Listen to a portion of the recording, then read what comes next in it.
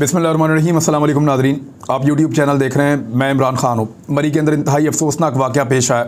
मैं तो कई साल हो गए हैं मरी नहीं गया, और उसकी वजह भी मैं आपको बताऊँगा। बल्कि एक बाइकआउट की कंपेन भी चली थी कि मरी मत जाओ।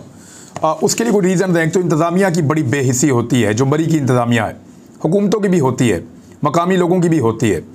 ये वाक़या क्या हुआ, कैसे हुआ, एक तो इसके बारे में इंफॉर्मेशन मैं आपको दूंगा। अभी किस तरह लोग जो हैं उनकी वो जाँ बहक हो गए, उनकी जानें कैसे गईं, वजूहात क्या है इस वाक़े की, मरी वालों का इसमें किरदार क्या है, इंतज़ामिया का और हुकूमत का इसमें रोल क्या है, और इसमें हमारे लिए सीखने के लिए क्या है। कुछ चीज़ें बड़ी इंपॉर्टेंट हैं, क्योंकि सियाहत पाकिस्तानियों का शौक़ है। वैसे भी पाकिस्तानी बहुत घूमते हैं, तो हमें कुछ बुनियादी चीज़ों का पता होना चाहिए। नंबर एक तो ये वाक़या आप ये देख लें कि स्नो फॉलिंग जो है वो जब शुरू होती है हर साल, तो बहुत बड़ी तादाद में लोग रुख करते हैं शुमाली इलाका जात का।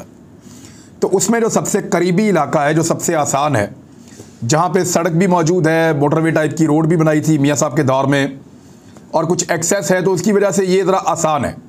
लोग मरी की तरफ बढ़ते हैं, ख़ास तौर पर रावलपिंडी, इस्लामाबाद और सराउंडिंग में रहने वाले लोग ये मरी की तरफ जाते हैं कि स्नो फॉलिंग हो रही है, 2-3 घंटे डेढ़ घंटे के सफ़र पर हम मरी पहुँच जाएँगे। मैदानी इलाके आपके जितने हैं पंजाब के, वहाँ से लोग बहुत बड़ी तादाद में मरी के लिए निकल पड़ते हैं, और हर साल यहाँ पे एक रश लग जाता है। ये रश मैंने लास्ट टाइम जब मैंने देखा था तो कई साल गुजर गए हैं, लगभग मेरा चक्कर लगे हुए 10 साल होने वाले हैं। इतना अरसा पहले मैं गया था, और उससे पहले भी जब हम जाते थे तब भी यहाँ पे रश हुआ करता था। इवन जब दहशतगर्दी पाकिस्तान में हो रही थी 2008, 9, 10 में, तब भी जब लोग गए तो उनको पता चला कि मरी में तो सयाह बहुत बड़ी तादाद में आए हैं। तो स्नो फॉलिंग के साथ एक लोगों का लगाव है, लोग इसको देखने के लिए वहाँ जाते हैं। इस मर्तबा स्नो फॉलिंग जो है वो थोड़ा सा पहले लेट हुई, और फिर जब दोबारा ये स्नो फॉलिंग हुई तो लोगों की एक बहुत बड़ी तादाद एक साथ मरी की तरफ बढ़ गई। प्रेडिक्शन आ रही थी, महकमा मौसमियात बता रहा था कि लगातार स्नो फॉलिंग है, और स्नो फॉलिंग जो है वो ये वीकेंड को टच कर रही थी।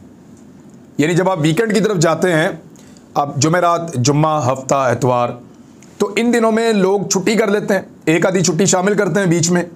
हफ्ता एतवार उनको वैसे मिल जाता है, और जुमे वाले दिन या जुमेरात वाले दिन वो लोग ट्रेवल करते हैं और वो पहुंचते हैं मरी। ज़्यादा गाड़ियां जुम्मे और हफ्ते को मरी की जानिब दाखिल होती हैं, और बड़ी तादाद में गाड़ियां मरी में पहुंच जाती हैं।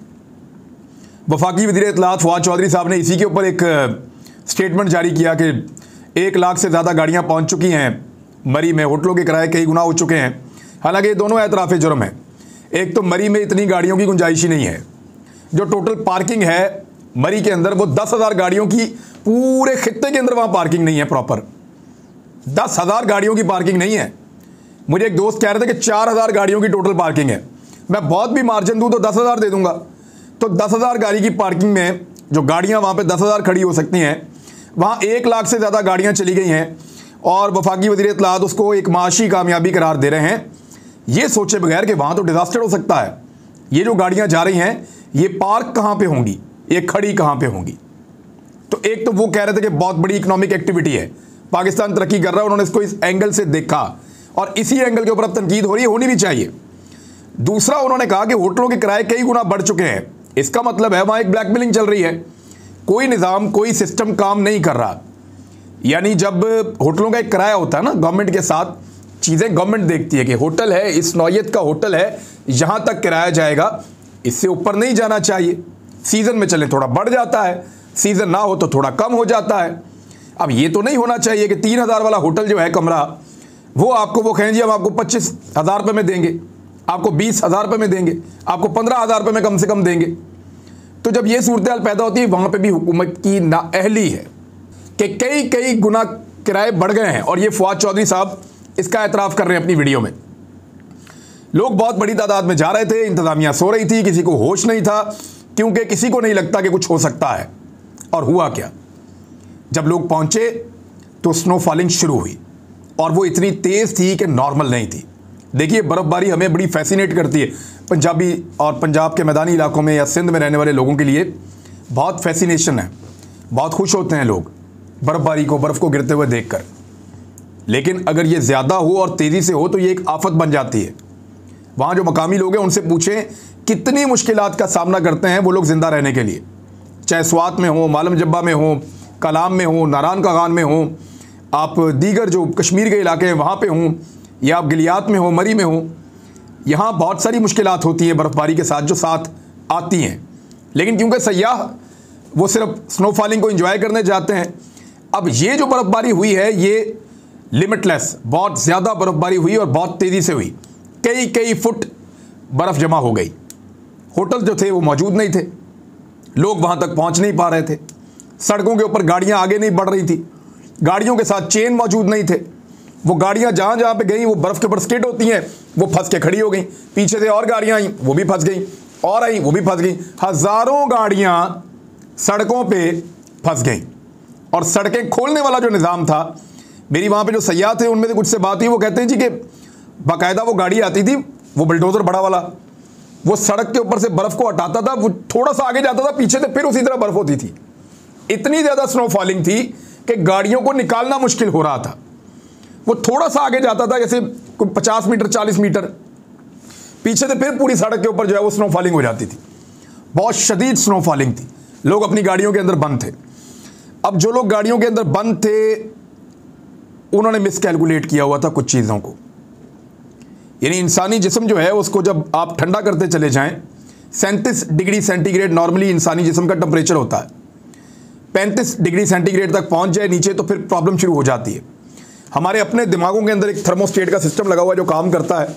अगर हमें ज़्यादा सर्दी लगे तो हमें कपकपी शुरू हो जाती है। मैं क्योंकि शिकार के चक्कर में अफ़गानिस्तान के बॉर्डरों तक गया हूँ, बहुत हाइट के ऊपर जाके मैंने कैंप्स के अंदर लाइफ गुजारी है और हाइकिंग भी की है, तो मुझे आइडिया है कि जब बहुत सर्दी होती है तो आप मफलूज होना शुरू हो जाते हैं, आपके सर में कंटिन्यूसली दर्द शुरू हो जाता है, ऑक्सीजन की कमी शुरू हो जाती है।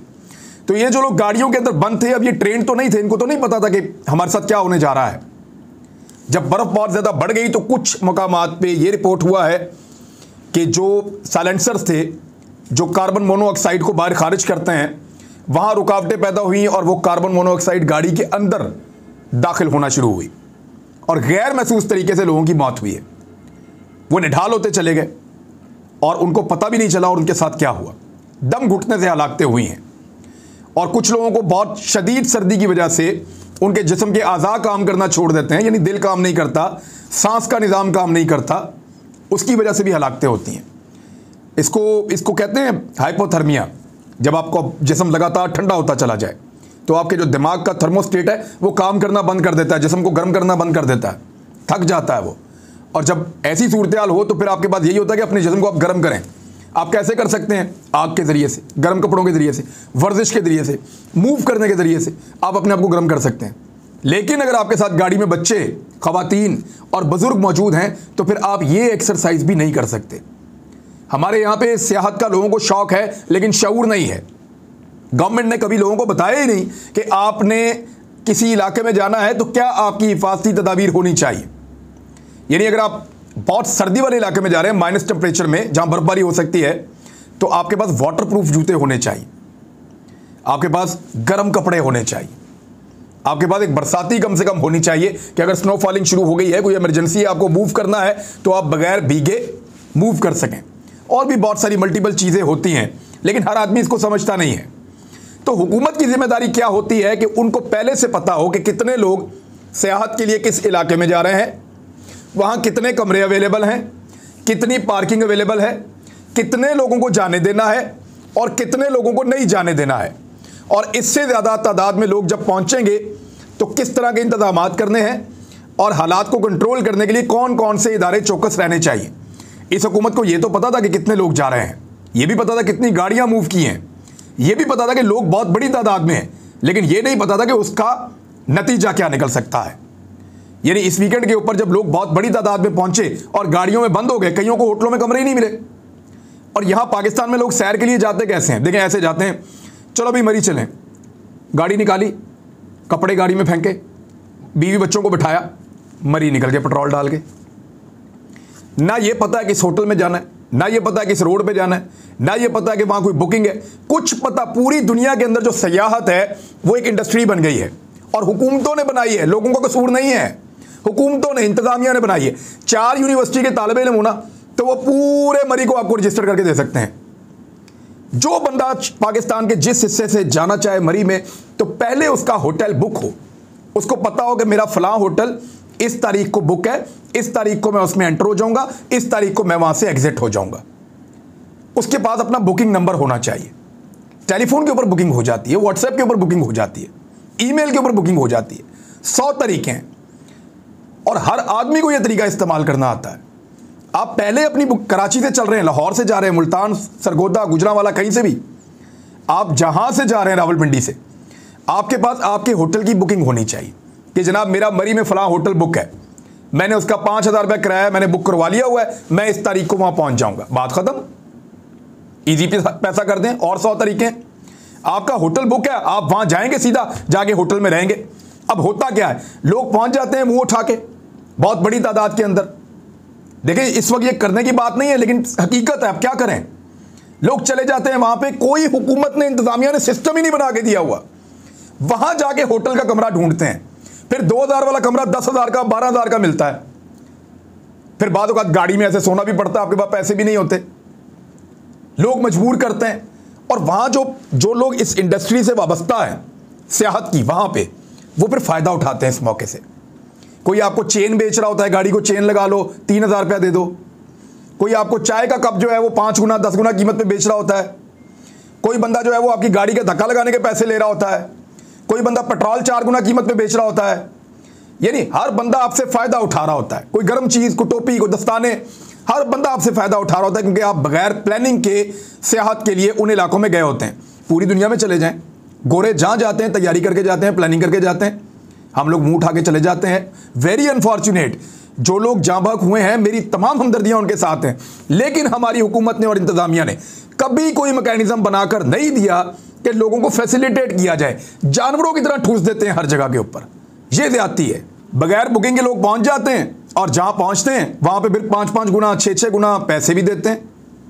अच्छा, ये क्यों सिस्टम नहीं बनाते, इसका एक सवाल है ना। इसलिए नहीं बनाते कि अगर सिस्टम बना दिया तो माफिया लूटेगा कैसे। अगर सिस्टम बना दिया तो 10-10 गुना किराए कैसे वसूल किए जाएंगे। अगर सिस्टम बना दिया तो फिर ये अफसरान रिश्वत कहां से लेंगे। अगर सिस्टम बना दिया तो लोगों की जेबों से मन चाहे पैसे कौन और कैसे निकलवाएगा।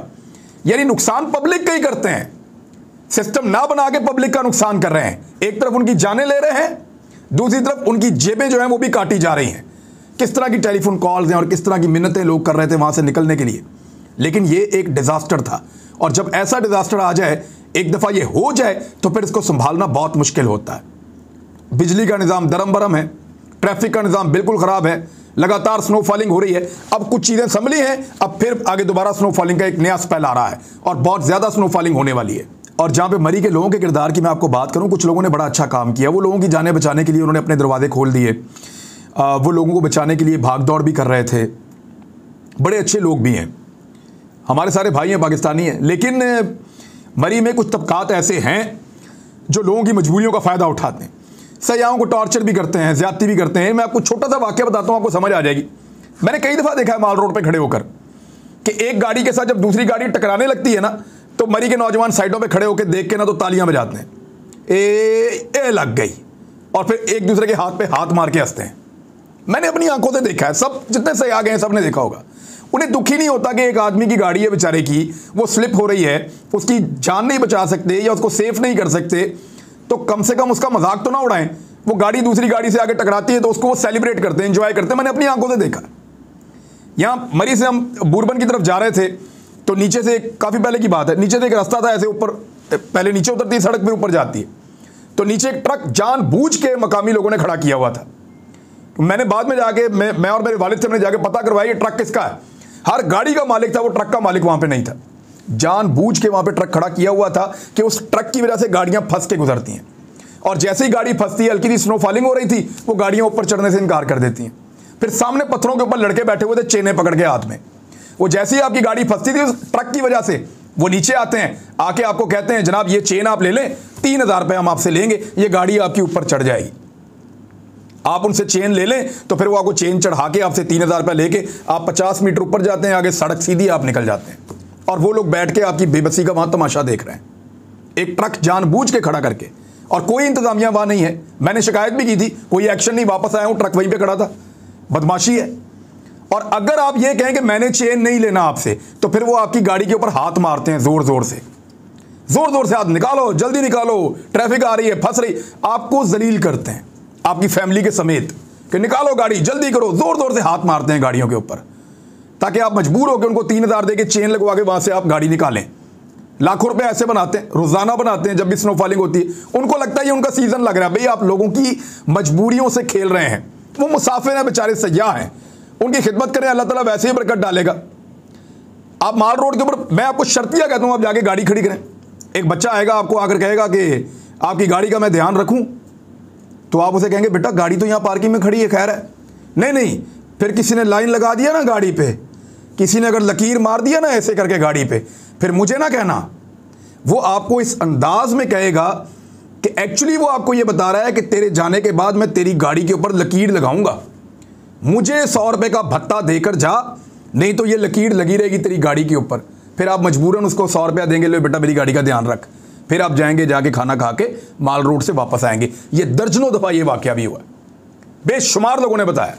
तो इस तरह के एटीट्यूड के साथ सियाहत नहीं हो सकती। मकामी एक तबका है, वो लूट मार में लगा हुआ है। मेरा मानना है कि मरिया वाले बहुत अच्छे लोग हैं, इनको कंट्रोल करें।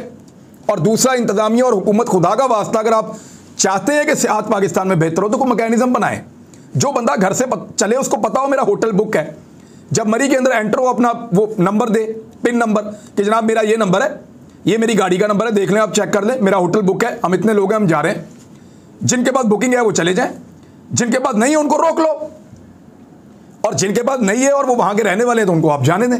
इस तरह आप लोड मैनेजमेंट करते हैं, बहुत आसान होता है। आप टूल प्लाजा के ऊपर पैसे तो ले सकते हैं कि जनाब इतने पैसे दे दो, इतने वापस कर देते हैं। जितना टाइम पैसे लेने में लगता है उतना ही टाइम आपको, या उससे कम टाइम आपको लगता है पिन चेक करने में। आप चेक करें, पिन बना कर दें, लोगों को सहूलत दें, ताकि लोगों की जानें भी बचें और टूरिज्म पाकिस्तान में इज्जत के साथ बेहतर हो। अब तक के लिए इतने, अपना ख्याल रखिएगा, अपने इस चैनल का भी। अल्लाह हाफ़िज़।